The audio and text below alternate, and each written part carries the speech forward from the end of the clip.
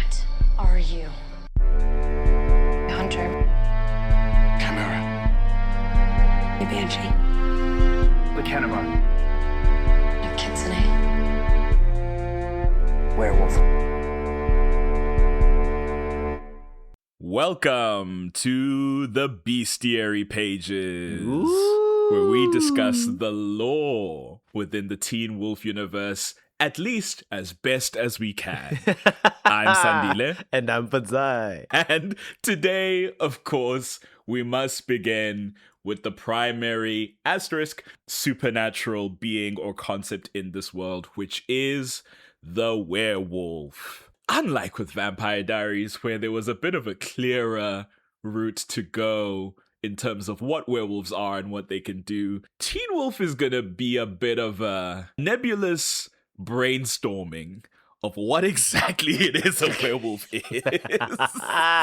So, we've hinted before, I think in the intro or the first episode, that werewolves within this universe aren't typical werewolves, or rather they are, and then there's so much more than that. At base level, they are lycanthropes. People, human beings to some extent, who can transform into a more bestial form, a wolf-like form. They do this kind of halfway at any point at will, or if emotionally set off, if they're not particularly in control. You see the ears elongate, the nose kind of broaden, there's an extension of sideburns into fur, of course the fangs and the bulging of the mouth slightly, and most notably the color of the eyes, which, as we've discussed before, is either traditionally yellow, gold, whatever you'd call it, or bright blue if you have slain the innocent, which is something we might come back to later. Or red, in fact, if you're an alpha. But on the full moon is the transformation that is beyond the werewolf's control. Same as most lore, the full moon reaches its apex. The man is forced to transform into a bestial wolf and then is crazed and runs around and does damage. But of course, if you are in control, you can resist this. There are born wolves, of course, much like the Hale family, your Derricks, your Peters, your Coras. There are, of course, the wolves that are turned, much like our main character, Scott McCall. There is early on a bit of distinction between these two, although that's never really expanded upon outside of just like experience with the supernatural world, it seems. There's not really that much biological difference. As Derek says in season 2, any wolf can rise or fall to various stations. There's not really any special advantage that you get from being born a werewolf. So that's what they are. There are a bunch of werewolves across the course of the show. And I guess also made distinct the were-coyote, but we'll hold on that by first discussing that being turned into a werewolf is usually done so through a bite. Werewolf bites a person, they either turn or they die, or some secret third thing happens depending on the nature of your person, which is gonna be a big old question mark here. Sometimes it can be achieved through the claws, as Chris Argent says. Chris Argent says it or Derek says it? Who's the one who says if the claws go deep enough? I think Chris Argent says it in response to Kate. I think someone had noticed the claw marks in the back of Jackson's neck that Derek had left, and they were still looking for the younger beta, and they were like, I wonder. Can a claw attack do it? And then the other one is like, if it goes deep enough. Which, by the way, happened when Derek was coming to Jackson looking for Scott. I did malign poor Jackson in his own episode, suggesting he had come after Derek seeking something. So, but yeah, as for the turning of werewolves, that then is the purview of alpha werewolves. Alphas, who are like the leaders of the pack, if you indeed have a pack, can turn other people and create them into betas, who then are subservient to them within the hierarchy of the pack and typically follow their whim. And then, of course, Omega, which is the other rank, means you've been exiled or abandoned by your pack and are sort of running around alone, scared, helpless, very sad sort of life. I think there are 3 Omegas that we see over the course of the show, and that's the Alpha twins before they are alphas, Ethan and Aiden Steiner. And and the alpha who is executed by waist chop by Gerard Argent at the beginning of season 2. Bisected by Gerard. Play Road to Empress, listener. It's a great game. Yeah, the thing that especially bears discussion about werewolves is what they can do. And we'll start with the fact that the bite can more often than once, because it really is an issue of chronology and retrospective writing, that like werewolves can turn you into so many different things rather than just another werewolf like you'd assume.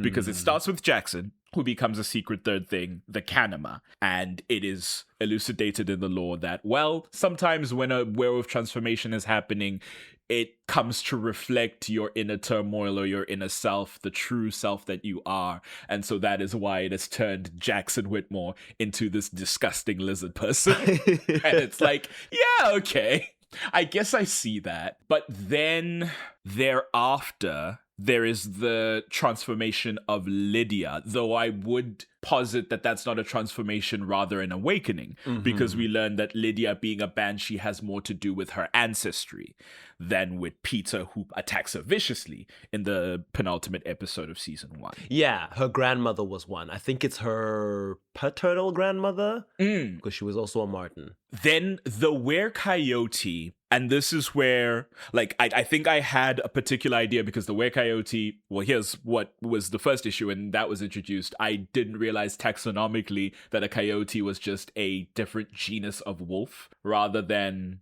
what is it, Wolfus, Lupus canis. I can't remember what's the scientific name for a wolf. And then coyote is just another one in that family, I guess. Also known colloquially as a desert wolf.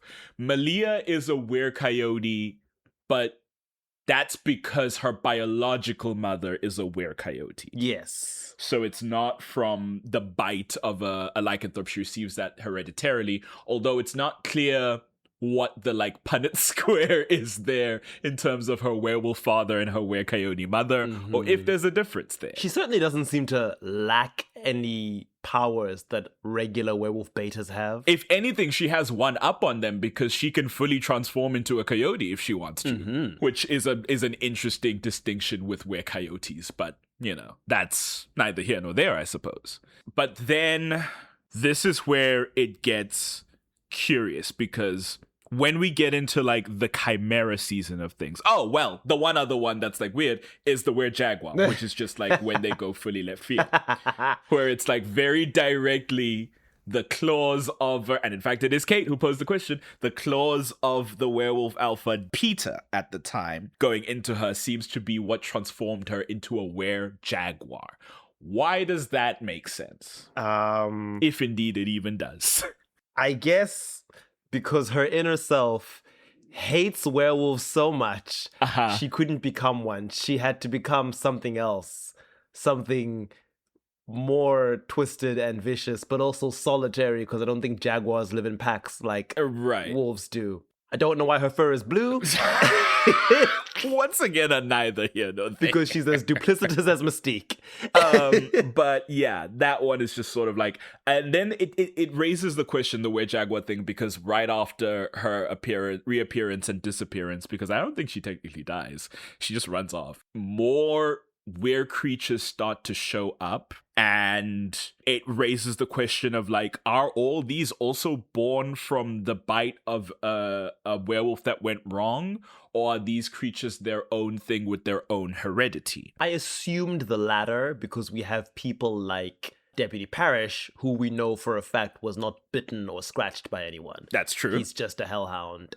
So I assumed that creatures like whatever these were-chameleons are, and were-scorpions, and garudas, and I guess a were-lamprey? The guy that Styles kills by mistake has like a lamprey mouth in there. A were-lamprey. and that's really where I raise the question, okay, sure. I guess less a question and more a reluctant acquiescence of these are creatures that exist out there, but fair enough. Oh, I guess the question being then like, are these all creatures that just exist in family lines of these things. Like, can they be transferred? Like, we don't really get a lot of information on the other weirs that are outside of the very specific werewolf inheritance. I guess the Dread Doctors start putting all of these supernatural traits into people who are just human beings, who are genetic chimeras. So I guess, at least through their specific science, you can put these abilities into someone not born with them. But it's possible that it's usually hereditary, because one must assume Deputy Parrish is a hellhound from somewhere. Because his father before him. And when we first see a Wendigo, he comes from a family of Wendigos who have a whole meat locker in their house full of human corpses. Fun. Yeah. Fun stuff. What I've always wondered is, can a turned werewolf who then chooses to have biological children start a brand new born wolf line?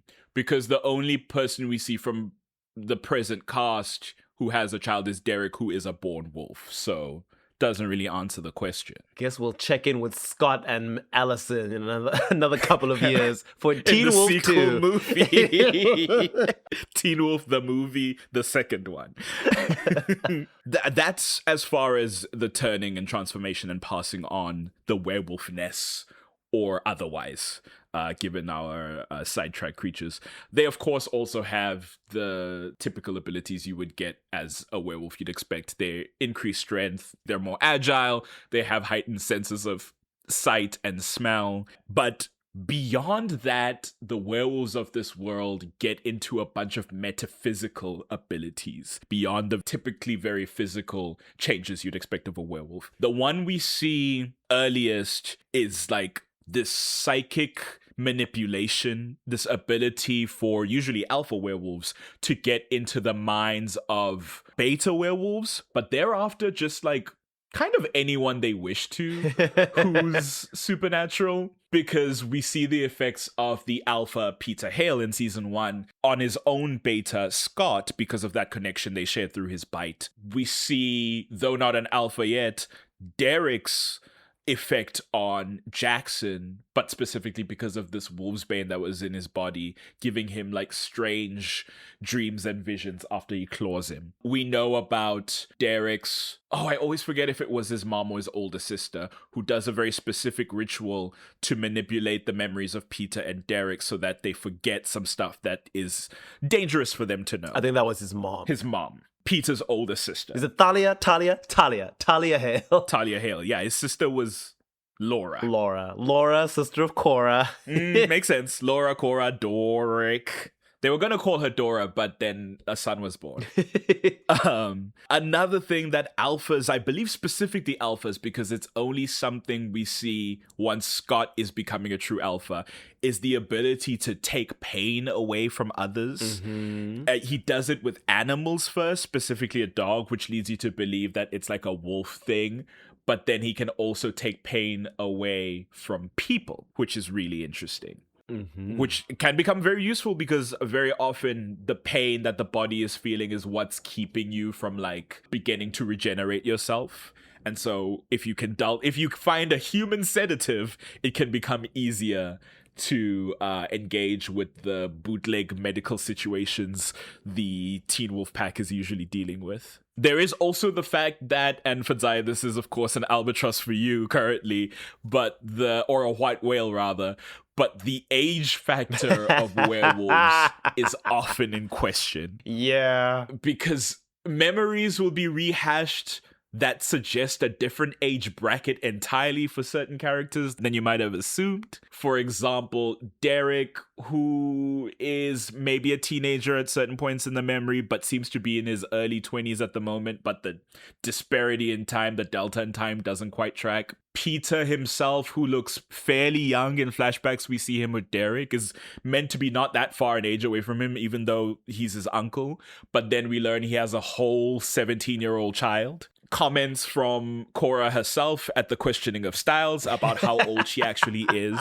And one I've never even thought about is, we've talked about a number of times, Satomi Ito. Yes, I was also thinking about that old just Japanese now. woman. She's a grown adult in the 1940s. The 40s, because in season 3 we flash back to the internment of Japanese people in the United States because of World War II, which is a dark history point that doesn't often come up in media, and I remember being very glad that they were touching on it in Teen Wolf of all things. That was actually how I learned about it as a teenager, through the Nogitsune arc. Oh, fascinating. I learned about it because of the movie Pearl Harbor, which I didn't watch in its entirety. I watched a bit of it, and I was confused about what was exactly happening in the movie. So I Googled Pearl Harbor, and then I found out about the attack of Pearl Harbor. And then, of course, connected to that is the internment of East Asian Americans. And I was like, oh, even in your best purported era, United States, you've been doing some messy, crazy shit. Mm-hmm. But I digress. Satomi alive in present day 60 years later. And doesn't really seem to have aged significantly Still from the looking about as 1940s. fresh. So it's like, it seems like werewolves either have some control over how they age, or a very Stephanie Meyer thing to say, or they have like a flux in their biology about how exactly they age. It's very strange and never comes up. And she is definitely a turned wolf, because they specifically mention in that flashback in which she's introduced. It's like a twist that, oh, there's a werewolf in this camp as well as a kitsune. And someone's like, I didn't know that she had been bitten. And it's like, okay, so she was not born this way, but here she is. She's still beautiful aging in her even way. more slowly than Peter and Derek. Yeah. Frankly. Yeah, Derek, who is noticeably older by the time of the movie. So it's like, well, they could have dyed his gray. I'm glad they didn't. Gray looks good on him, in my opinion. But yeah, also they are resistant to like illnesses and those sorts of human ails. We know that lycanthropy takes away Scott's asthma. More concerningly, it takes away Erica's epilepsy, and it puts you in this sort of peak physical condition as a werewolf. For whatever reason, that's easier to do when they're younger, but we're not going to get into that. It's like putting growth hormones in someone, you know? You can't do it when they're when they're an adult and the growth plates are fused. You know? You gotta do it when they're young and still developing. Those are a lot of the werewolf strengths. There are, of course, weaknesses. There are many substances that can ail a werewolf. Wolfsbane being one of them. Is it that specific species of wolfsbane? Because it seems like it's that specific. Is it not just wolfsbane generated? I know early on they say, like, is it blue wolfsbane? Oh, but then there's like purple wolfsbane, isn't there? I can't remember. Maybe Or is it yellow? Maybe There's a wolfsbane.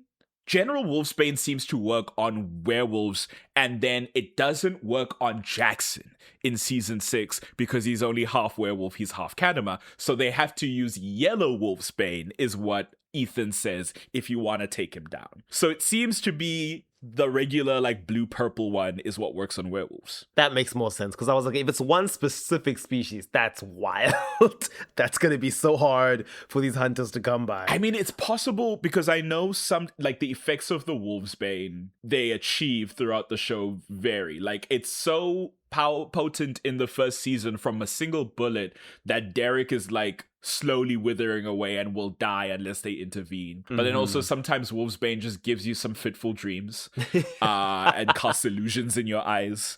And sometimes it's used in a ritual that turns you back into a baby. It's like not super clear what's doing what.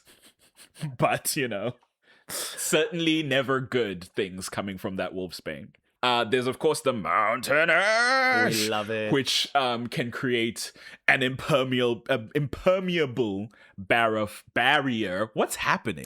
An impermeable barrier for werewolves and most other supernatural creatures. Also, consuming mountain ash messes them up, right? I feel like... I think it does. Or at the very least, if you have mountain ash in your system and someone tries to turn you into a werewolf, you can't be turned into a werewolf. You'll just spend the rest of your life oozing out gunk, I guess. And then there's mistletoe for some reason. I never understood that one where it's like if you give a mistletoe, it like poisons them. Is mistletoe not poisonous in real life? It is. Am I making that up? It is. But you would think werewolves, that wouldn't be a concern for them because they're not human. They're werewolves. They makes them stronger. It's always funny to me when something that's poisonous in real life is like this supernatural weakness, because wolfsbane, I believe, is also quite poisonous. Yeah. So this should not be consumed. I can only imagine in ye olden times someone spiking someone's food with wolfsbane and being like, ha! he became very sick on the morrow. He must be a werewolf. It's like, or he's a human being who you poisoned. Who you poisoned directly. And you're going to jail, sir. You're going to the jail, the Gaol house. The Gaol. It was spelled Gaol. Every time I see it, I say the Gaol house. I know. I Very read fun. a book in school that I think was an Australian book, or maybe just very old fashioned. Ooh. But and this was in South Africa. They spelled jail that way, and I remember reading it and being like, Oh. have I been imagining jail being spelled Jail this whole time? I was like, surely not. Surely not. Come on. And then now. for a while, I was like, maybe it's all the American TV I watch. Maybe it's spelled differently in America. Because I know whenever those Powerpuff Girls drop Mojo Jojo in prison with no due process after beating him up, the building says Jail on it. True. True. Very clear and very simple. There's a bunch of other stuff. Like sometimes sporadically within a show, that thing will come up. If you run an electric current through a werewolf, you can disable them. Yes. You can stop them from healing. Yes. And you can like keep them in place if you're able to keep the current going continuously. I think Kate shows that in the first season. The Calaveras use that also. A lot of people electrocuting werewolves in this show. Of course, there's the various states of the moon that really mess them up. Like regular moon is bad enough, but if you are hidden from the moon by a specific type of rock, then you don't turn and the turning accumulates. And then when you're released, that turn will be really, really strong and bad. Not the edging of lycanthropy. That's really the edging of lycanthropy. And then the supermoon goon, where there's one type of moon where you just go buck wild, full crazy, nobody can stop you. They get depowered by the eclipse, at least while the moon is completely eclipsed. The lunar eclipse specifically. It's their day of black moon. What happens to them on a new moon, I wonder? I guess that doesn't do anything because they can turn without the moon. Yeah, it doesn't empower them because I guess the moon is still there. It's not being blocked. It's just light's not bouncing off it. But if moonlight specifically is being prevented by that hecatolite or whatever it's called. Yeah, that's true. Then the new moon should be affected. They should be powerless or at least weakened. They should be powerless. On the night of the new moon. Yeah. Also, if they don't need the full moon to turn, why were Erica and Boyd not just turning while they were locked up, just independently of the moonlight? Because it's like, oh no, unless that rock just keeps them from turning and isn't like blocking the light. It's like blocking. It's know. blocking the light and therefore building up their body's need to turn. But I'm like, but you can turn without the moon, so why won't you just turn every while day. you're in there? Purge yourself. You've got to keep a healthy practice. It improves your health effects. It's been studied. You're not supposed to build it up. I'm not sure. Not sure myself.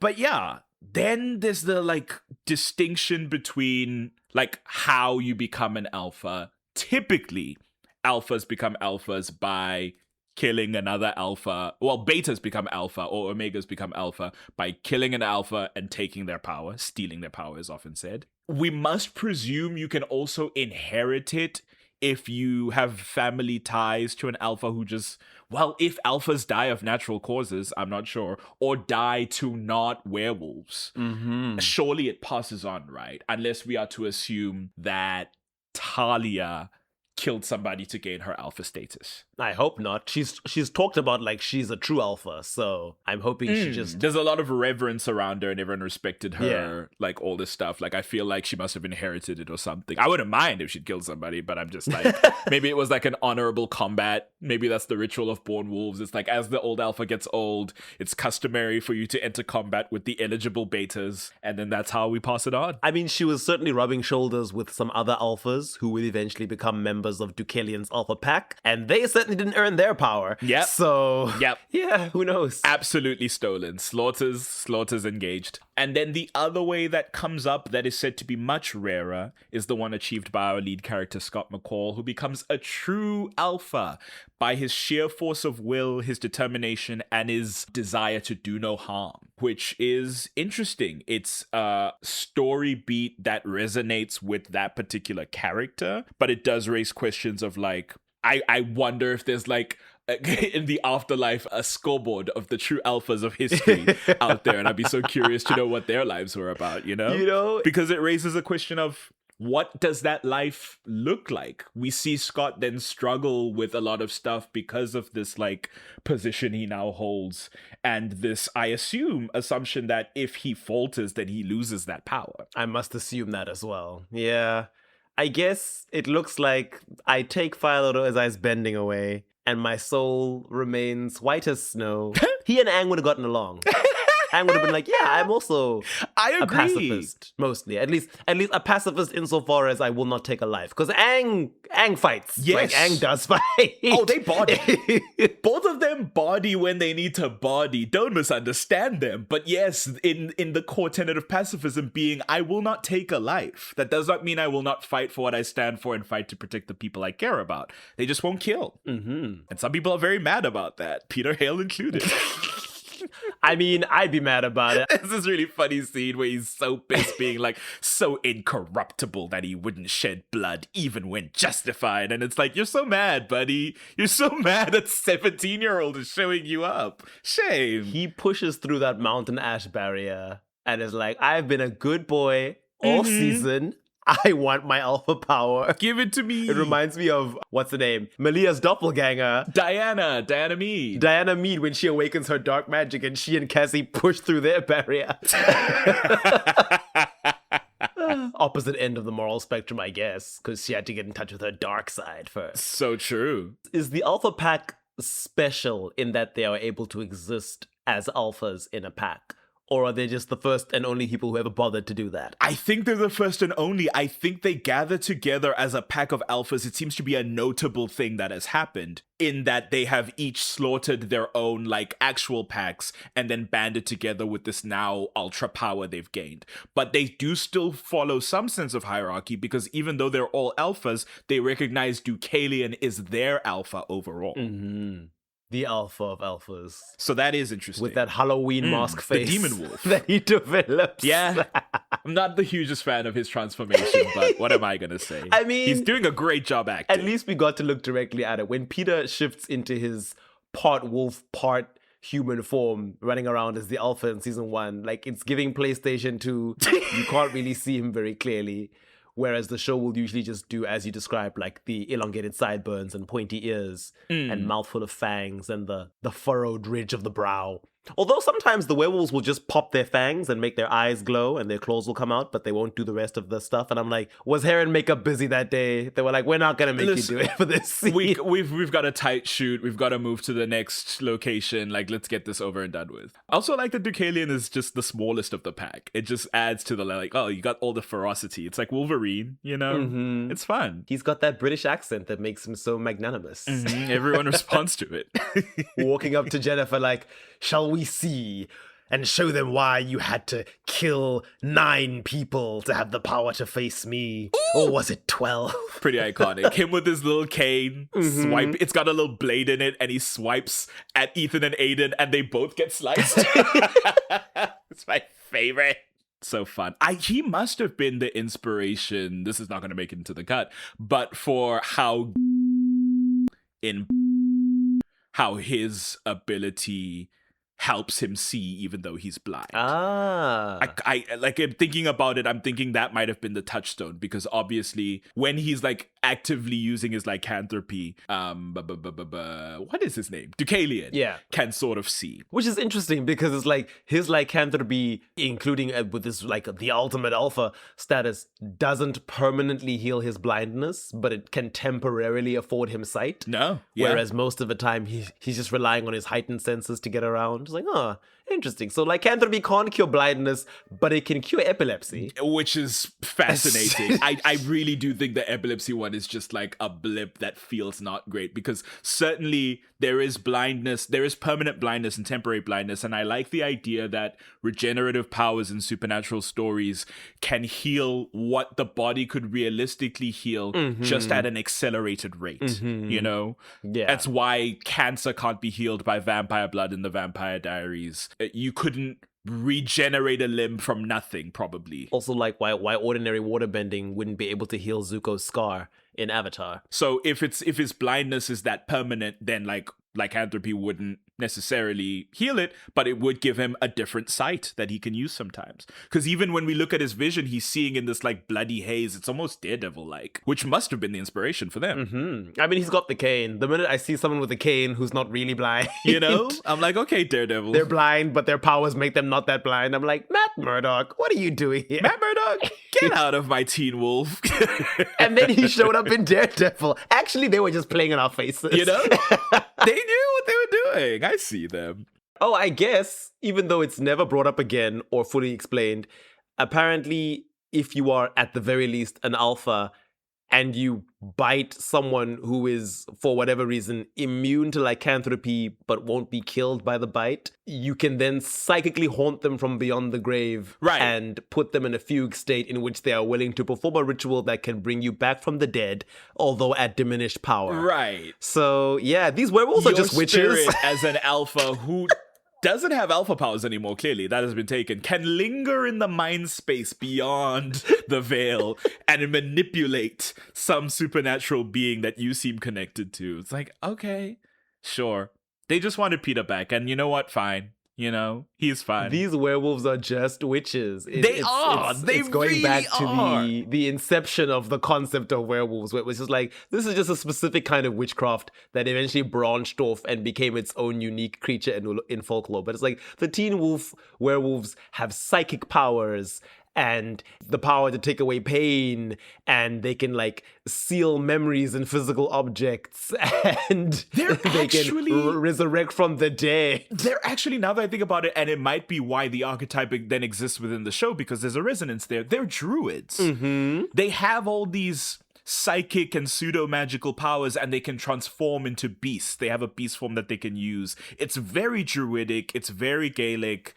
Like, they're druids, essentially, in the historical mythological sense. Which would explain why the bite sometimes turns you into other animals. Into a completely different thing. It's like, that's some druidic magic going dark. Wow.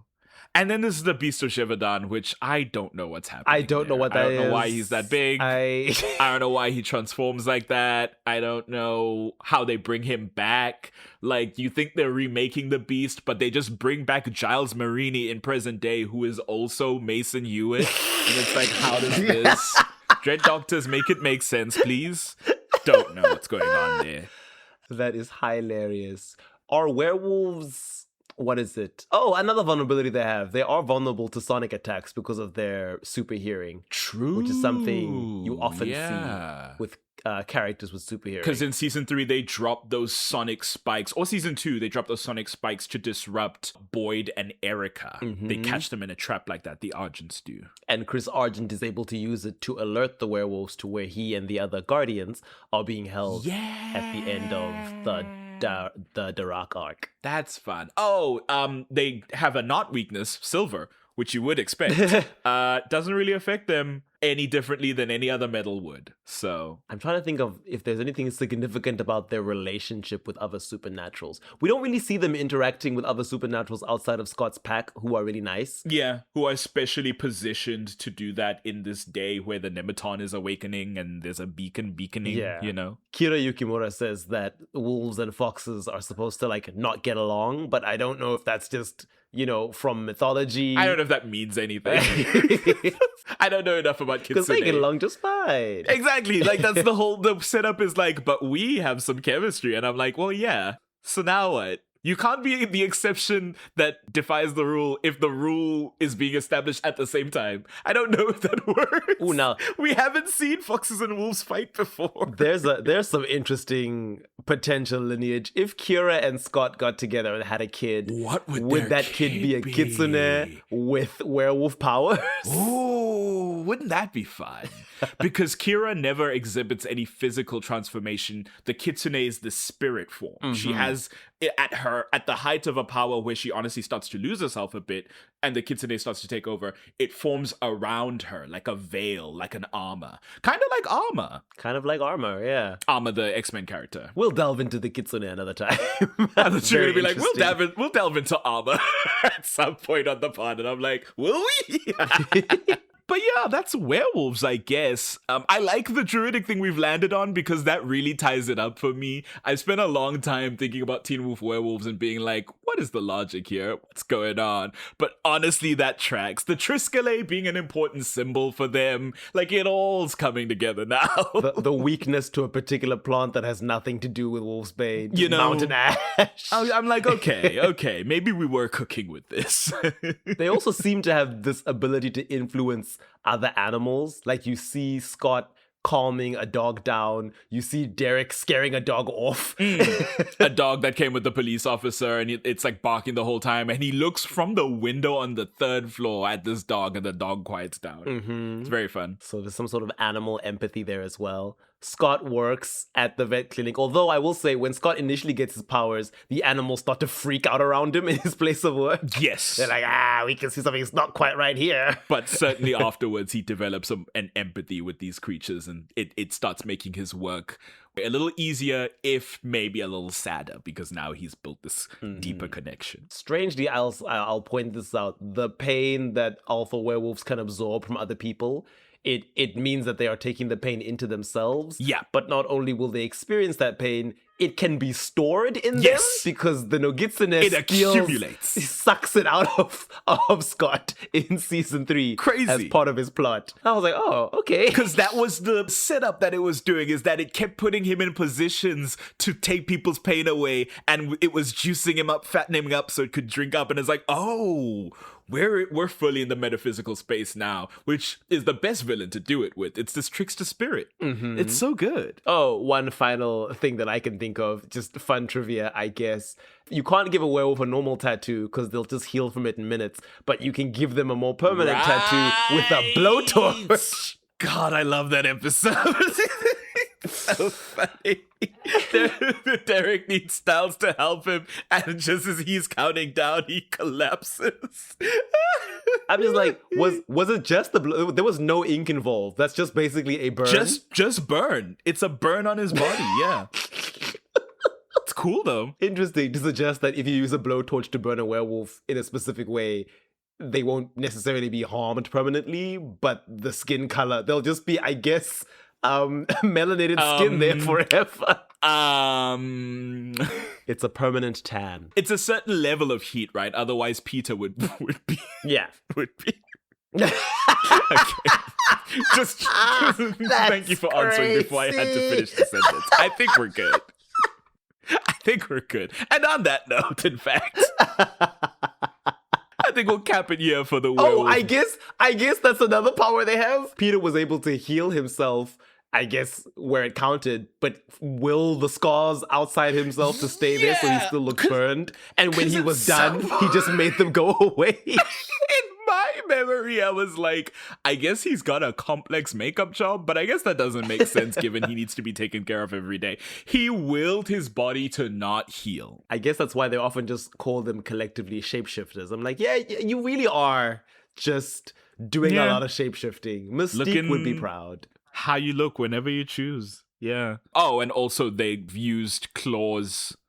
Even when the claws sit by themselves and are no longer connected to the dead werewolf that had them, you can put them on the back of your neck and get your memories back, which is crazy. You have to insert them into someone else's fingertips, right? And then you're golden. Then you're good. They're like a little memory card, and your hand is the cell phone, so you can put them onto your hand and then access the data that's inside them. And I guess if you're a really special wolf, you can get to a point where you can shift fully into a proper real wolf. Once you've evolved. Yeah, unlike were-coyotes who can just do that without being special. Yeah, which is very curious. I wonder what that's about. Certainly no other were-creature becomes the full thing as far as we've seen. We don't have the budget for that. Yeah. Exactly. Imagine Corey turning into a chameleon. Imagine Henry Zaga turning into a Garuda, which is like some sort of griffin eagle-like thing from South Asian mythology. Why was Henry Zaga a South Asian creature? Always at the scene of the whitewashing crime, Henry Zaga. What are you doing here? He was a chimera, to be fair. That was one half of what he was. I can't remember what the other half was. They transracialed him. They Rachel Dolezal him against his will. Hollywood, give that man a white roll, I beg you, please. Sickening. But I mean, the Garuda as presented in the show is not even like recognizable as a Garuda. Like he had talents and he had like electrokinetic powers, and I couldn't figure out what he was. So eventually I Googled it and I was like, what is this character meant to be? And then it was like, he's half Garuda. And I was like, Garuda the bird thing? I was like, why would you go with a bird when you know you don't have the budget to give this boy wings? Also, I don't think the Garuda is generally linked to lightning or thunder. Yes, I'm like, at least they got the bird part, I guess. The talons weren't immediately reading to me as talons and not claws, because there are a lot of big claws in this show. Mm-hmm. But I wasn't as lost as with, not Justice Smith. He's also biracial and hot, though. Fort Town. I never loved somebody like you. What's that actor's name? Jordan Fisher.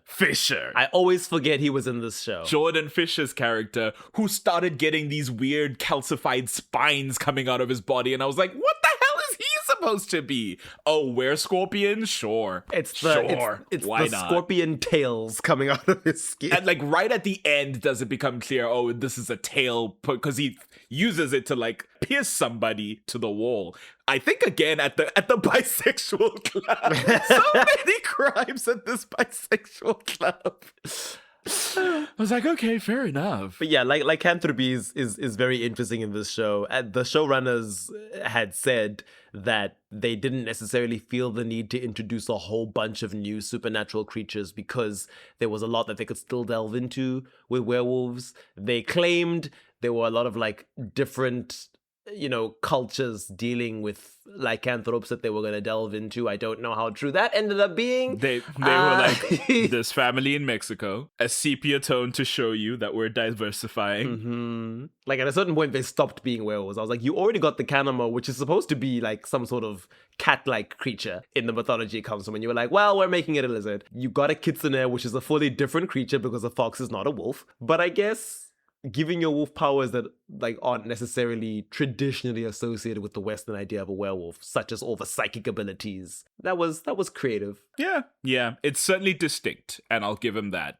Teen Wolf is nothing if not doing something different from everybody else, for better or worse.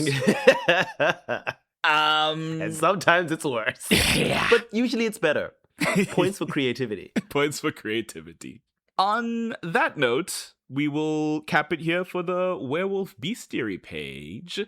Thank you for listening. If you have any questions, queries, or just want to say hi, feel free to mail those to animalattackpod@gmail.com, or you can tweet us at animattackpod. That's at ANIM Attack Pod. You'll find our link tree in the bio that has all our online stuff. We're also on Instagram, Blue Sky, TikTok at Animal Attack Pod. Other than that, thank you for listening. Look out for more Bestiary pages in the future, and we will see you in the next one. Cheers. Bye.